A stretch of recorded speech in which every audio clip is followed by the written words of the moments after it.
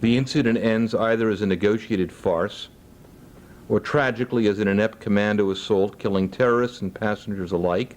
We mourn the dead and once again promise swift retribution, and the cycle of carnage, official bravado, resultant over expectation, and self-doubt continues inexorably.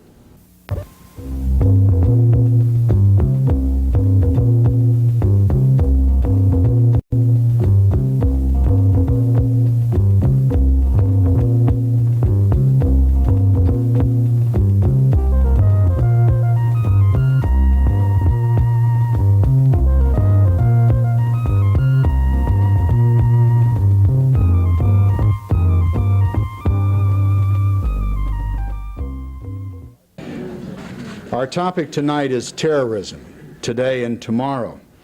And unfortunately, it is with us today and probably will be with us tomorrow. The complexities of the subject are enormous, and there's no sense in me beginning to identify them. It's a problem which troubles those people who are concerned with international order, and it troubles those who are concerned with the direct pain which it inflicts. Our guest tonight, Dr. Kupperman, is an acknowledged expert on the subject, enjoying a distinct reputation in the United States and abroad. I can't, without usurping all of his time, do justice to his resume. Let me just mention briefly a couple of things. At Georgetown, he's co-chaired with Mr. Brzezinski the Terrorism Steering Committee and designed and directed a crisis game concerning terrorism, which aired on 2020 in 1981. As president and principal investigator on national security and terrorism for the Robert H. Kupperman and Associates Incorporated, his clients have included the major news networks, think tanks such as RAND Corporation, government agencies, including the Armed Services, the Department of State, the United States Senate, and major corporations, including a number of the very largest of American corporations. He's been a personal consultant at very high levels of government. His advisory board memberships are distinguished. His media appearance number over 400 and include major broadcasts, for example, the McNeil-Lehrer Show, Nightline, Face the Nation, This Week with David Brinkley. He also has co-chaired a 75-78 government-wide study of U.S. counterterrorism policies and objectives. And this is but a suggestion of the capacities in which he's worked and the areas which have helped him develop his expertise to which he holds as he comes to us tonight. That is merely suggestive of the merit and preparation of our guest speaker. I know we all look forward to gaining from his wisdom on this interesting and unfortunately very important subject. Dr. Kupperman.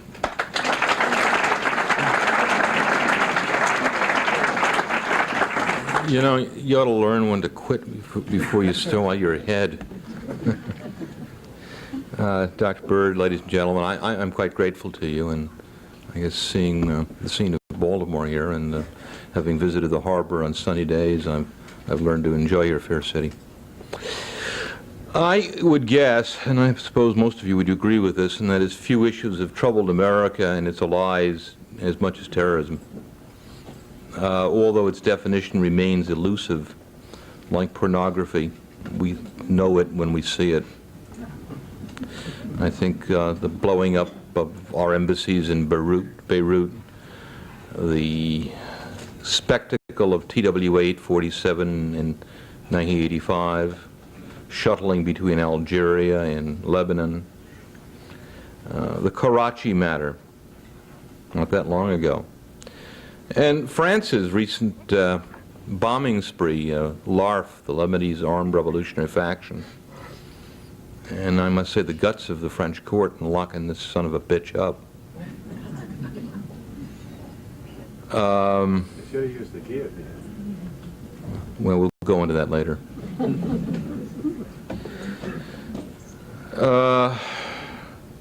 You know, we have faced, and civilized nations have faced, hundreds upon hundreds of such incidents. Some are very famous now, infamous maybe is a better term. Some are really just kind of unknown.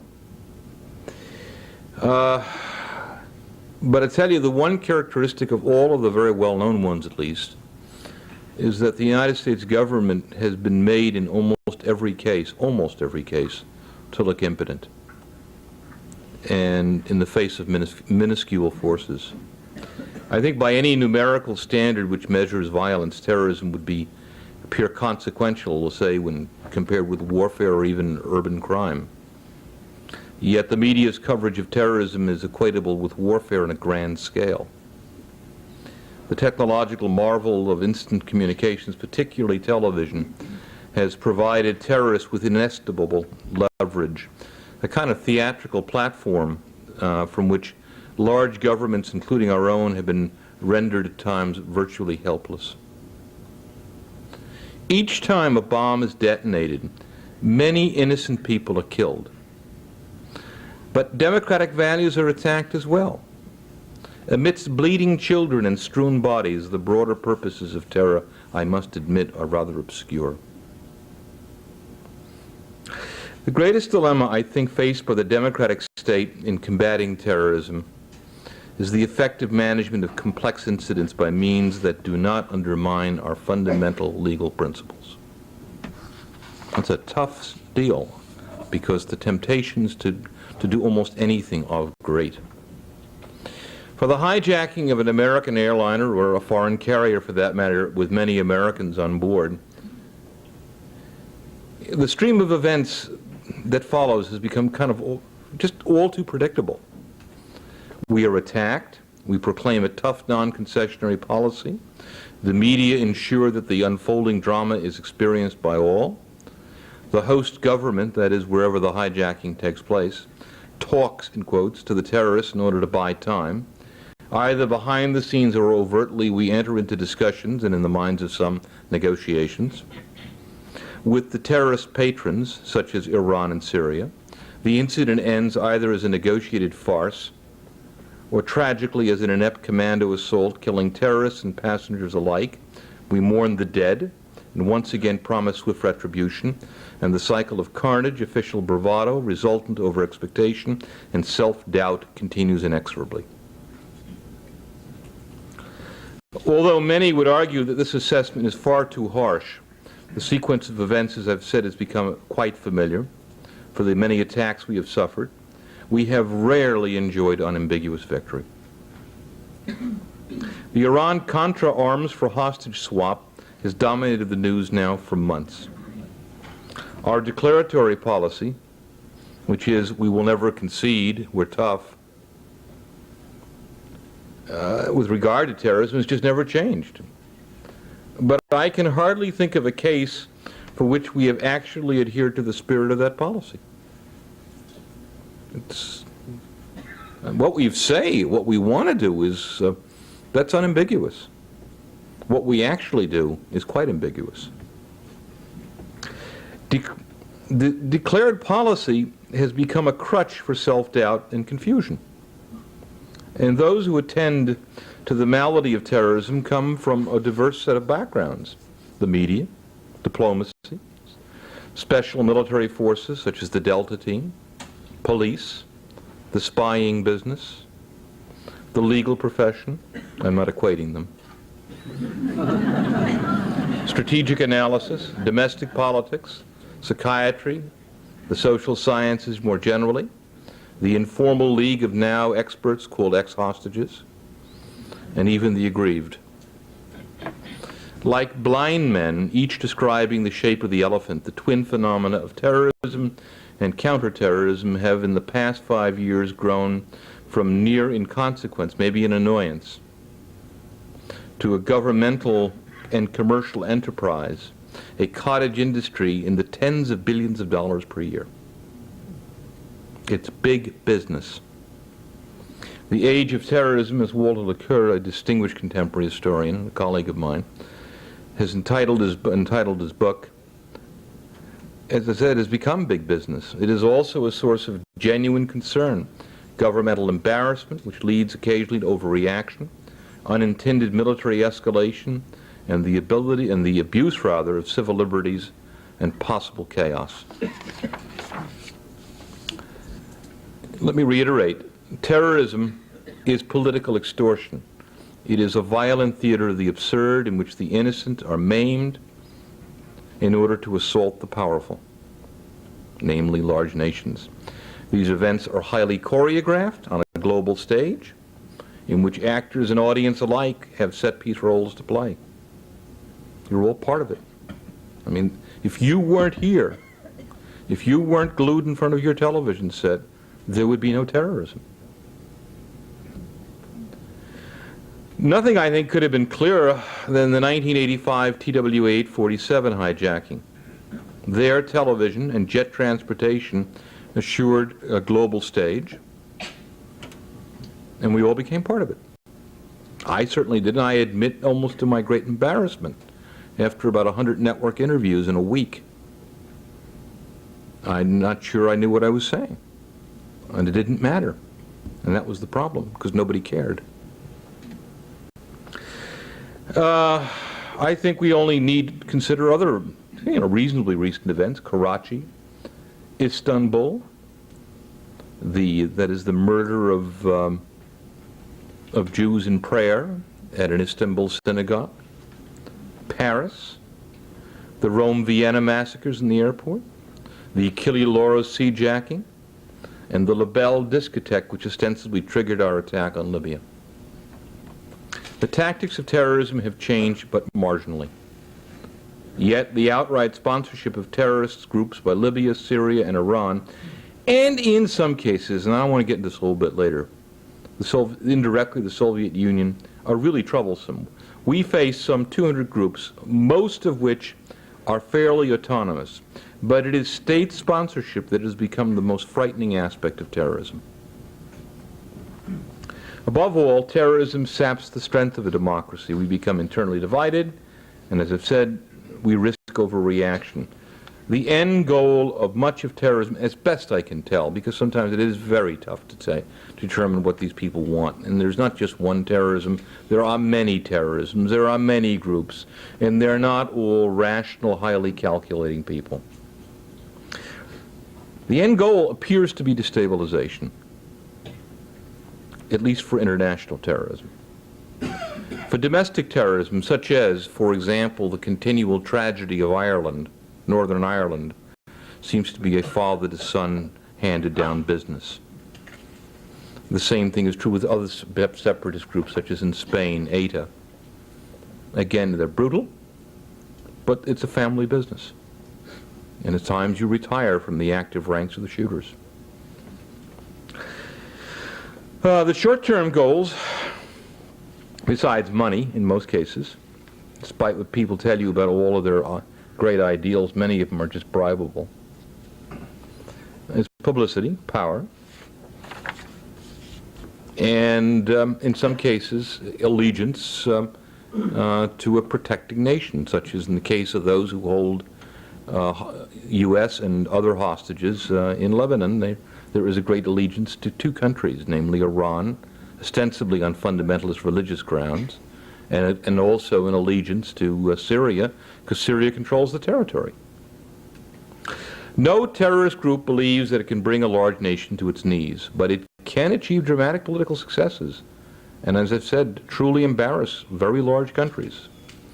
I think we need only consider the episodes in the Gulf of Sidra and our attack upon Libya to appreciate the passions that arise.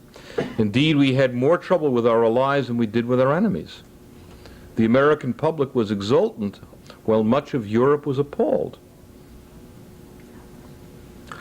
We are a large, open nation that has, at least abroad, been attacked repeatedly. Before April 15th of last year, the pressures were building on government to act. The U.S. has had ambiguous successes. The invasion of Grenada, the guns of the battleship New Jersey blowing away Druze villages, killing innocent people who had nothing to do with hurting anybody, but we had to do something. The near shootout between Italian and U.S. forces at Sigonella when we brought down the Egyptian airliner carrying the terrorists plus Abu Labas, who carried out the Achille Lauro hijacking. Mounting frustration with Europe, and maybe the worst case of all stemmed from the Achille Lauro matter, and that was the release of Abul Abbas, where the Italians arranged to have him dressed up in an airline pilot's uniform and sent off to Yugoslavia to get him out of their hands. The rhetorical taunts, rather, of Gaddafi, and to some extent our own rhetoric, and the growing image of invulnerability of Abu Nidal have mandated a response. And to my mind, although La Belle Discotheque was the formal triggering mechanism, I think emotionally it was the Rome-Vienna attacks. Everybody felt helpless. Everybody felt in deep trouble. I had the most terrible job of all, and I had to speak to travel agents of America right after that and assuring them it was safe. It was impossible. Well, we attacked, but as you know, with rather mixed reviews. The real point, I think, is to make of it is that terrorism is a tool of unconventional conflict, and the likelihood of that such attacks will escalate in number and conceivably qualitatively have galvanized rather considerable counterterrorism efforts by the United States and its allies. As a nation, I think we're slow to anger, but there comes a point at which time our actions may become precipitous. I would not envy the country that decides to sponsor any operation against us now. We are in the mood for blood. We have tried to orchestrate a similar response in Europe, but without much success, despite the efforts of the Tokyo summit. The Iran-Contra scandal, I think, have fully alienated our allies, and it's going to take a long, long time to rebuild any confidence. The United Kingdom has paid its price for its lone cooperation with us in the case of the raid against Libya. Now the Iran-Contra scandal has placed Margaret Thatcher in the deepest of trouble. If there's no agreement on multilateral responses, and I don't think there will be, the U.S. does and will continue to maintain a sovereign right to act unilaterally in its own defense. We have passed laws in 1984, for example, and there are at least 100 bills on anti-terrorism that give us extraterritorial authority. We have the right, at least according to these laws, to go snatch people and bring them here before our courts. I'm not sure what other governments think of that idea, but we'll see. Europe seems to condemn any option that we have. It's been slow to join in any multilateral efforts, and its criticism of the United States stings more harshly than that of the Arab League or the Soviet Union. The United States was able to send, I think, a clear message without risking wider repercussions when it attacked Libya, but it would not take on Syria. That was a much more serious matter. Gaddafi is not the only or even the primary sponsor of terrorism. He's just got the loudest mouth. Yet, in all fairness, since the last April 15th tax time, when we attacked Libya, there has been a 70% reduction in Libyan terrorism. We actually did some good. The U.S. had some reluctance in mounting an attack against Syria. It would have absolutely fantastic fears about mounting any serious attack against Syria, because that is a Soviet client state, and that may imply actual warfare conditions on the ground. It gets tough, but Assad's backing off too. Terrorism's getting a little better for a while, but what we're seeing now, almost like the physical process of diffusion, is we squeeze here, and there's a gas, some of the molecules start going elsewhere, and we're seeing more and more Palestinian groups, for example, now linking up to European groups. So there are going to be changes in style. You know, what have we done? We've applied economic sanctions which have proved to have been useless and in fact embarrassing because they were absolutely useless. Virtually no one went along with us. We've tried diplomatic hand slapping, but again, that didn't help much. The only thing that we have done that's been reasonably effective has been the use of military action, or the use of covert operations, many of which you don't know about and you should not know about, although everything seems to get out anyway. I can tell you this much, which is not anything that is privately held. There have been in the past 2 years more than 100 incidents that we have been able to thwart, some 30 of them in the United States. I think one thing that you ought to think about just a bit, because I have no answers for you other than to tell you with some admonitions, with a degree of admonition to the price of not answering the question. And that is, we find the whole business of doing anything of a covert nature to be repugnant. If we continue to do this, and since the business of terrorism is hardly an overt activity, it is quite covert, it is quite clandestine, what are we going to do? Are we just going to be standing in a line looking for an army that is going to behave in a conventional way and having a forward edge of battle? We'll never find it. We're just going to get hit. And we're going to get embarrassed to the point that we're going to overreact. I think we've got to learn somehow as people to re-accept the notion, as we did in World War II, that covert actions do have their place. I'm not arguing the case for assassinations. But ask yourself what the alternative is. I guess in economic terms it may be, what is it called, the opportunity cost? No options. Nothing that you do can be taken without risk.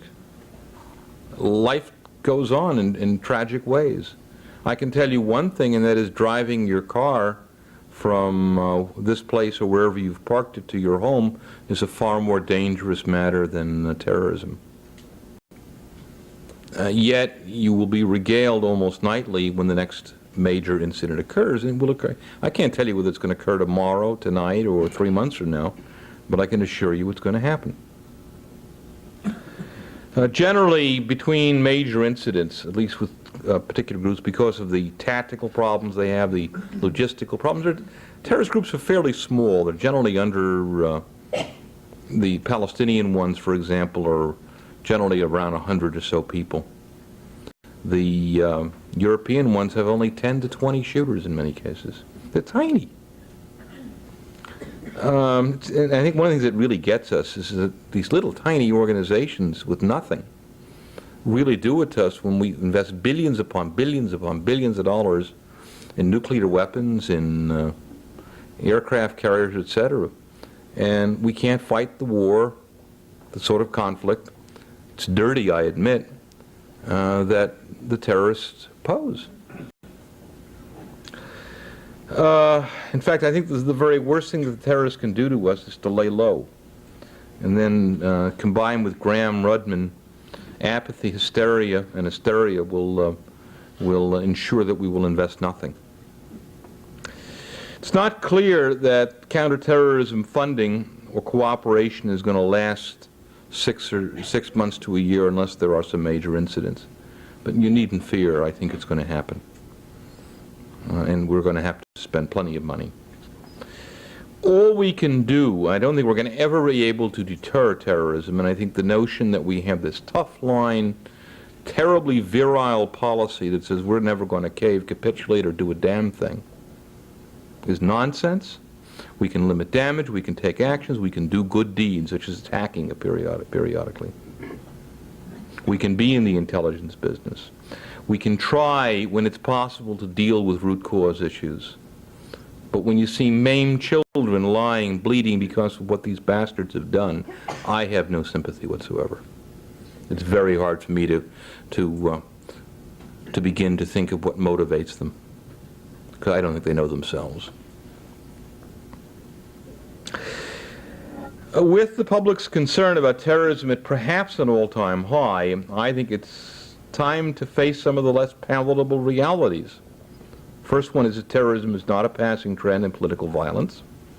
It represents a very useful tool of low-intensity conflict, and the frequency and intensity of terrorist attacks continues to grow at approximately a 15% rate per year. We're likely to see periodically some qualitative escalation in terrorist attacks, and as they become more adept both in their choice of weapons and in their ability to analyze sophisticated targets. And let me put this in simple language. They're not going to always just set off pipe bombs. They're not going to just always hijack an airplane. They are beginning to get people associated with them with technical backgrounds. Now, the extreme, of course, are biological and nuclear and chemical weapons, etc. I think they're going to start, since 1980, I'll give you a little number, there have been more than 5,000 attacks against infrastructure in the world. And by this I mean gas pipelines, electrical power, telecommunications, computer networks, etc. So far, nobody has been smart enough to hit on a multi-site basis at once, because the complications are not just double, they're squared at least. They increase exponentially. You don't want to wait so long until you're so vastly hurt that you can do nothing. I think one of the most frustrating issues is our inability to deal with the problem directly. I think the origin of the act is often ambiguous. There are rarely smoking guns left around. And I think we all too often determine culpability by inference, not by real evidence that would stand up under the rigors of any presumption of innocence in, let's say, our own court system. And fortunately, despite the fact that we get hurt, we are constrained by our own traditions in choices of response. Finally, we are constrained by the larger foreign policy picture. The United States will continue to balance its response to terrorism within that larger framework. Indignation against Egypt, for example, for its release of the Achille Lauro hijackers was moderated because of Egypt's critical role in the Mideast peace process, for example, and our military basing relationships with them. The show of force against Libya rather than Syria or Iran only demonstrated the isolation of Gaddafi and not the strength of anybody else, who was more, in my mind, the William Morris of terrorism, a theatrical broker than the primary planner or sponsor.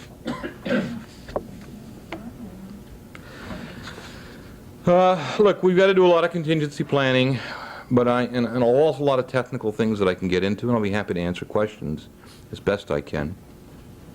But I think we as a people have to answer questions internally. I think we got to ask the questions of what are we willing to do to respond? And how, in the process of responding, are we going to preserve our own legal and moral principles? Well, thank you. I'll answer any question I can.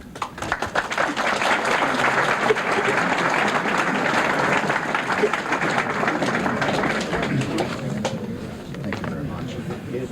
Mr. Blumberg. There have been reports about terrorist training camps in East Germany, Bulgaria, Soviet Union. Are these reports valid?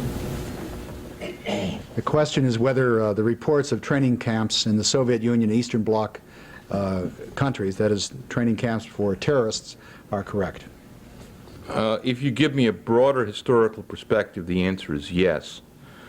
But the Soviets are exercising far more control over their creatures than they have before. It's almost the problem of the sorcerer's apprentice. They can't control some of these people either. So yes, some of them are getting more and more constrained. You find Libya has sponsored many. You'll find many in the Beka. But you also in the past on East Germany and all those other places, Bulgaria, Czechoslovakia, you also found training camps in North Korea and in Cuba. Yes, sir, in the back. There have been numerous novels written about the possibility of nuclear terrorism, either with a stolen weapon or a homemade one. Have you heard any whiffs of gossip about that possibility? Would you comment about the possibilities of nuclear weapons delivered in suitcases and other frightening scenarios? Yes, I've heard whiffs. Look, we have something called the Nuclear Emergency Search Team. It's been around for quite a long time. There's nothing more active in the U.S. government in terms of counterterrorism to be able to find either radiological material, radioactive materials, or fissile materials which are needed for the construction of a nuclear weapon. There's an active intelligence program, there are active physical programs, analytical programs, etc. We have had more than 100 hoaxes.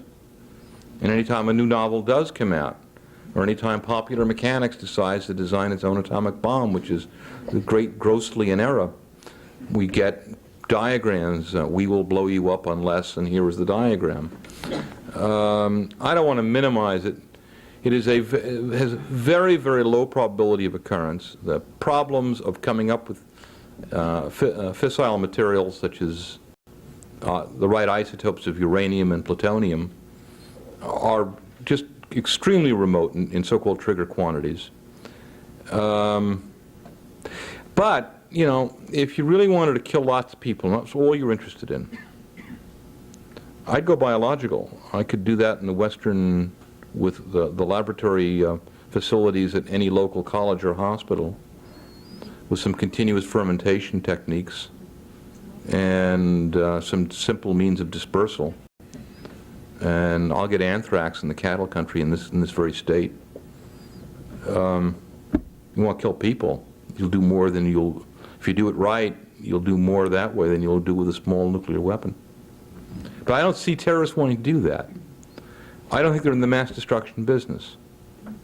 I think fundamentally they're in the disruption business and the destabilization business. I see nothing, no evidence whatsoever that terrorists want to do that. That doesn't mean that there's not some crazed idiot around. There was some fellow called the Alphabet Bomber in the early 70s in the Los Angeles area who was trying to make a nerve agent, who was an organic chemist. He might have succeeded. But this guy wasn't a terrorist. He was setting off bombs in Los Angeles International Airport. He was, it's crazy. I think you're next, yes, sir. Since the Palestinian refugee camps seem to be breeding grounds for terrorists, why does the United States continue to support them via the United Nations? Based on the presumption that Palestinian refugee camps are indeed breeding grounds for terrorists, why does the United States continue to support them via the United Nations? Well, I think that the United States is hardly unaware of some of the problem areas, including training camps. But the U.S. has broader interests and sometimes conflicting interests in the United Nations and other international bodies. And sometimes I think that the UN, quite aside from the Palestinians, is more of a pain than anything else. But I think you can ask Vernon Walters that. You have ably listed for us all the issues and put them on the table. Now supposing we were convening as those that could make the decisions for our government, and you were advising us the solutions, what would your recommendations be to us? Having vaguely stated the problem, what solutions would you put forward? What's my fee?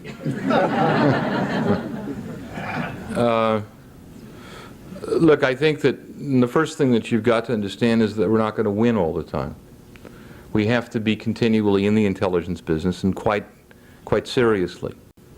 We have to engage in a tremendous public relations effort to convince America about the need for covert operations, and to try to obtain some consensus on it within the Congress. And I think that's coming about, incidentally. I think that we have to, by deed, do some things where we devalue some targets. Let me be very callous. I think that the hostages in Lebanon, I think they're forfeit at this point. We can't do anything. And I think making believe we can truly exaggerates the problem. I think whenever we can, through intelligence means, or however, we have to promote particularly bilateral relationships in the professional communities. And by this I mean intelligence agency to intelligence agency, police agency to police agency. You've got to obtain it, and you've got to be able to thwart them. You need to engage in better physical security, and You need to begin to start to look at where some of the critical choke points in the U.S. are and ask the question on a cost-effectiveness basis, analytically. Are you going to make investments? Are you going to readjust the critical and strategic materials stockpile and not just store raw materials such as zinc, nickel ingots, or whatever, and start to stockpile, for example, intermediate items such as large transformers or large pumps? They're all expensive, but these are doable things. And then finally, which is, and I'm repeating myself, you're not going to win each time. You're going to take some losses, but don't fall apart. Yes, sir, in the rear.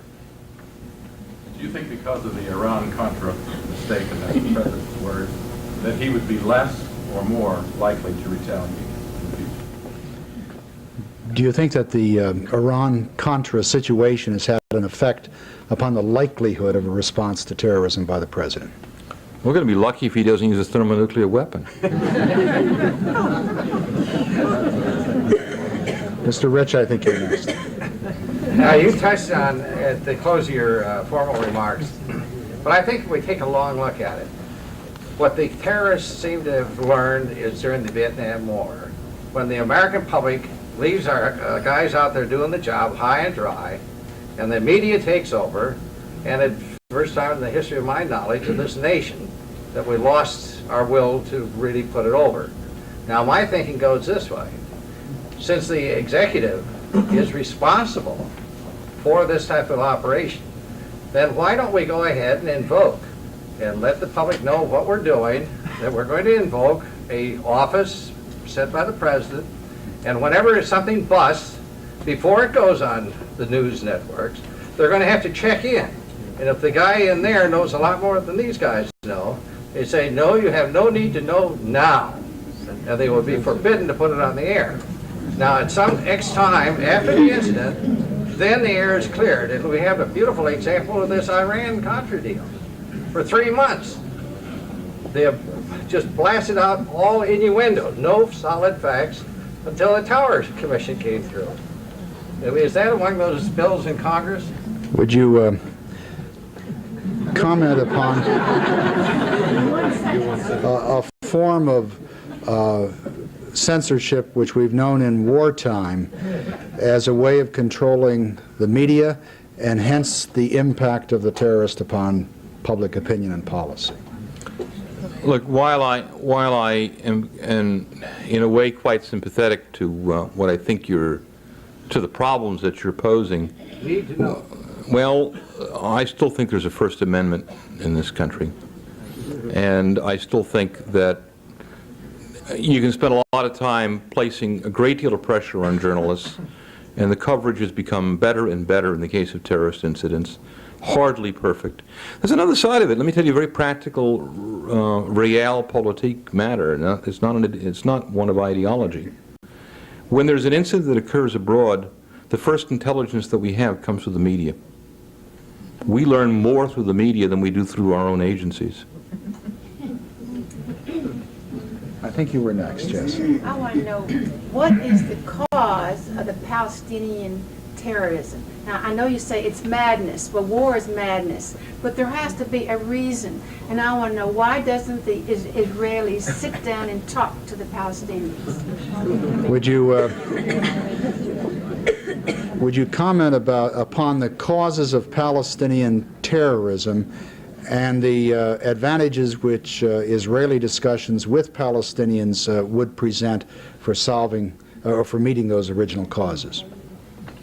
Okay, this is certainly not an area of expertise of mine, but I'll try to answer as best I can. First of all, there is no such thing as one terrorism there, and there's no such thing as one cause for it. Typically, the groups that you see, which are often warring political factions within the Palestinian movement, are like pyramids. The shooters are at the top, and they're a relatively tiny number. I don't mean the shooters at the top. They have the political leadership at the top, and you got an infrastructure below that, and you got a whole bunch of 14, 15-year-old kids. The ones who get killed are the children. They're the fighters of these groups. The ones who end up in Rome and Vienna, not one of them I think was over 19 years of age. These are just abused by their own people. As to the generic issue, the long-run political question of Israel's ability to negotiate with or seek some accommodation with its Arab neighbors, obviously I'm in favor of that. I think it's been all too slow. I think we're facing a dual problem. On the one hand, we have patients suffering nutritional problems over the long run that could lead to ill health. On the other hand, we've got a hemorrhaging individual, and we've got to do something about the former, or the latter rather, right away. I admit I'm not a very philosophically oriented person at times. In the very rear.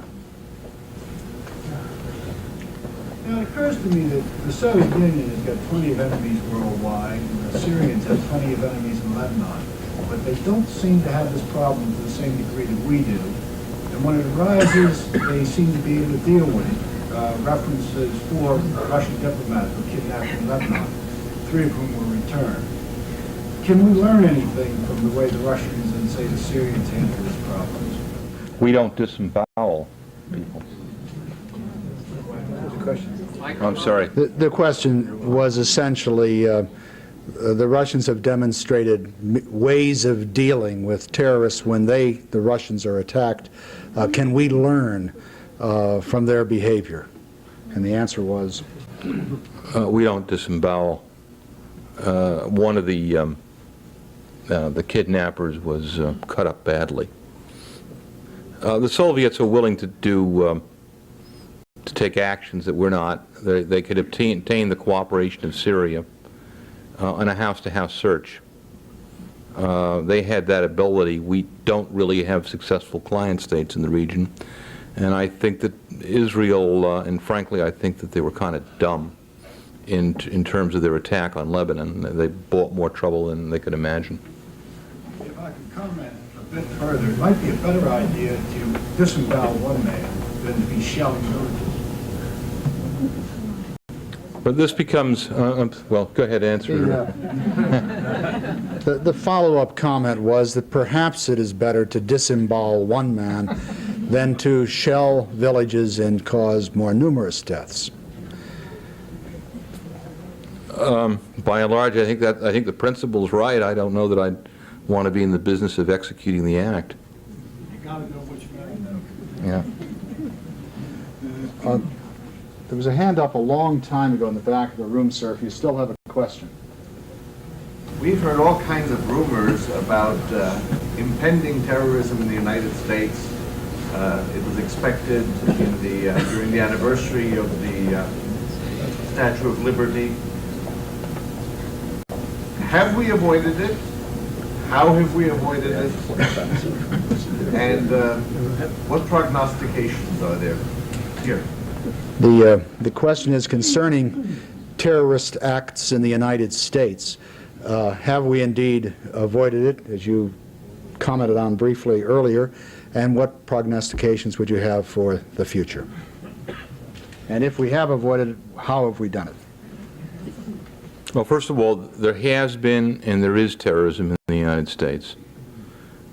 We have had, for example, Puerto Rican separatist groups such as the FALN, Los Manchateros, which did $60 million worth of damage on some American airplanes in Puerto Rico, for example.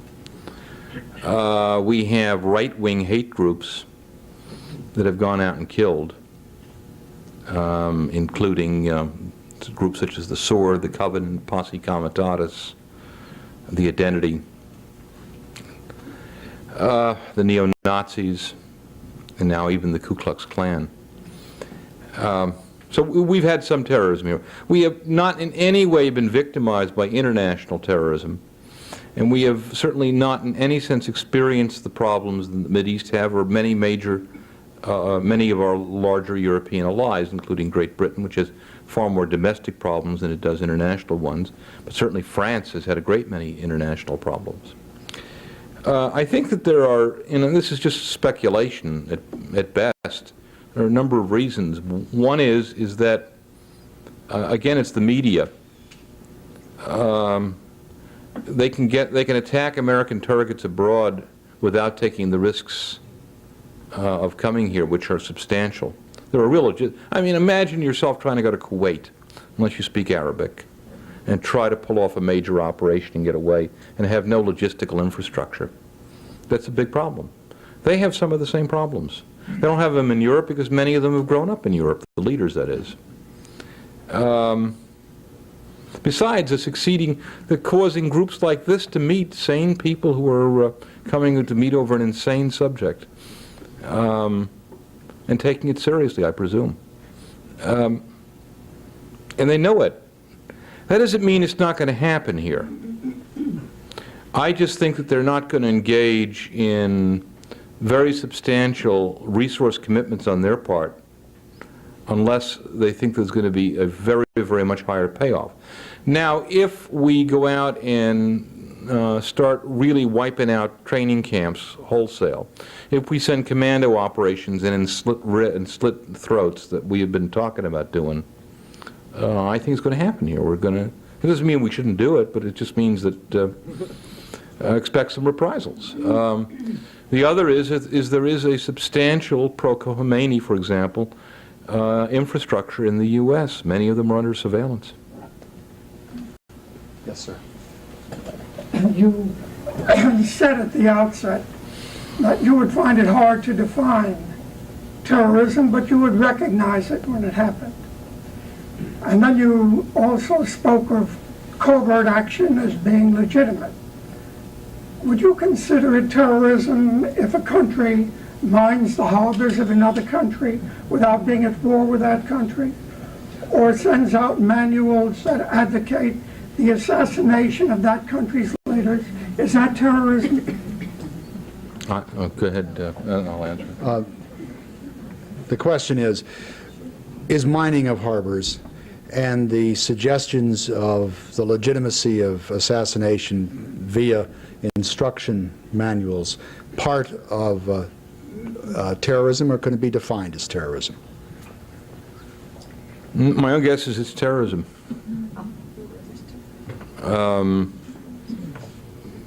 You know, I don't think we have the courage to declare that war. If we're going to do it, I think we ought to do it for real or not do it at all. That's a broader subject. Blaine? Jack Anderson apparently made comments, at least I heard him on the air this morning, indicating that we knew Gaddafi to be a minor player, but a less risk than acting directly against Khomeini. Would you care to comment on that? Would you comment on the suggestion that we acted against Libya because it's a lesser player than acting against a more prominent player such as Iran? Yes, I think it's just absolutely correct. Why? Because I think we wanted to show some degree of bravado. We needed a cathartic experience at the time. And who in God's name wanted to take the real risk of terrorism coming here? Yes, sir. Do you think, notwithstanding the most recent situation, the Iranian conflict problem, and prior to that situation, what explanation is there for the attitude of our so-called allies, NATO allies, in refusing to cooperate in any way? What is their purpose? What is their Why do our allies cooperate so little with us so often on terrorism? Well, I think there are quite a number of reasons, one of which is they have to live with terrorists all the time, that they experience it for real on almost a daily basis, and the U.S. does not, fortunately. Our problems when we get hit are abroad, but when an American embassy is attacked in Italy, as was planned, for example, or in Paris, as was planned, France is also attacked. When LARF goes on a bombing spree, or when Action Direct goes on a bombing spree, they get hit. And the U.S. is asking countries that have lived with realpolitik and have very pragmatic views of life to act in highly idealistic ways. I must say that I'm really proud of the French court that sent Georges Ibrahim Abdallah to jail for life. Remember, the French government, the executive branch, wanted to let that guy off in a year, essentially. How about the repercussions? And the gentleman right in front of the gentleman who asked the question. Well, that's Yes. the question I wanted to ask you. Do you think the French have bought themselves more problems by doing this, or do you think in the long run it's going to help them? The question is, have the French bought themselves more problems by their recent action? Yes, I think in the short run they have. I think Abdallah is going to always be there. I mean, the French might be better off murdering him, but and they're not frightened of doing those things. Look at Greenpeace. Yes, sir. It seems to me that, based on the reasons I've done, that our allies have handled terrorism in their countries much better than the United States has. So I think a little criticism of them goes a long way. But isn't it a fact that given a small group of terrorists to these small groups we've mentioned, not afraid to die, willing to risk their lives and go to Valhalla or wherever they go, isn't the fact that there's little or nothing we can do to completely stop it? All we can do is try by vigilant action and identification of where these people are to mitigate it to some extent. We cannot eliminate it. Would you comment further on the difficulty of having to live with a terrorism which is perhaps impossible to eradicate? Well, I don't know if it's impossible or not, but as a practical working assumption, I would think that we're going to live with it for a long, long time, and so will our co-members in the Atlantic Alliance, the Western Alliance. Look, I mean, the U.S. has broad geopolitical interests, and it wants to protect them. It really doesn't want to fight at the terrorist level, but it's being forced into it. Our allies, I think, have a far greater sense of day-to-day reality, and those realities don't necessarily match our convictions. Professor Smith? In your studies of international terrorism, have you noticed any groups emerging in Africa? In your studies of terrorism, have you noticed terrorist groups arising in Africa? I presume you're excluding North Africa at this. No. No. Okay, yes. Yeah. Yes. Well, I mean, it's been argued, and with some success and some justification, that this becomes to the freedom fighter versus terrorist question of the ANC. I think that terrorism is not a particularly great phenomenon through much of Africa, as we have seen it certainly in Europe or the Mideast. No one gets that excited about it in the anti-terrorism community. They do get very excited about what happens in North Africa. They do get very excited what happens in South Africa. They do get very excited what happens in a lot of other places in the world, including South America. The other thing which I have not gone into at all are some of the drug connections. Mr. Roper? There's something underfoot to create a special operation forces separate command, and I believe a 12th secretary in the Department of Defense. Have I also heard your name being mentioned or not? Are you connected in any way with that, or do you know about it? What, are you going to be a commando is one question. The other is whether you're going to be a 12th secretary in the Department of Defense. I've certainly heard about this. I know about it. It was passed, it was pushed by Senators Nunn and Cohn, for example. It was passed as part of the continuing resolution. And a new, the name changes periodically. Joint command operated out of, unified command operated out of the JCS with a 4-star at its helm, and to deal with terrorist-like and unconventional warfare-like operations. Delta, SEAL Team 6, a bunch of other things. And there is a civilian overseer, in a sense, representing the Office of the Secretary of Defense's interest, and that's to be a new Assistant Secretary. But that's being heavily fought at this point, even though the law exists, on bureaucratic grounds. As to my own name, I'm unaware of it. Yes, sir. As a consequence of the Munich massacres, Israel sent hit teams into Europe to track down the perpetrators of the massacres. Are such operations permissible by U.S. law or by rejected U.S. laws?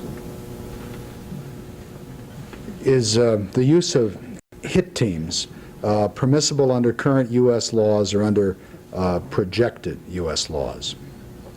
Let me answer your question somewhat obliquely. There's the business of collecting intelligence, just the simple collection of intelligence, is illegal as far as the country that's being picked on. That's true of every intelligence operation. Any covert operation, even if you hire a third party to go kidnap somebody and tie them up and ship them by parcel post or something, that's illegal. Yes, sir. Professor, you tipped your hand a few moments ago. What is the drug and terrorism connection? What is the drug and terrorism connection? Well, particularly in South America, let me give you an example. Drug dealers who were awaiting extradition by the Colombian courts retained the M19 terrorist group in Colombia and attacked the Justice Palace, killing justices and destroying all of the extradition documents. Fortunately, we've gotten, for fairly complex reasons, later one of the key drug figures. Terrorist organizations often become service industries or commodities.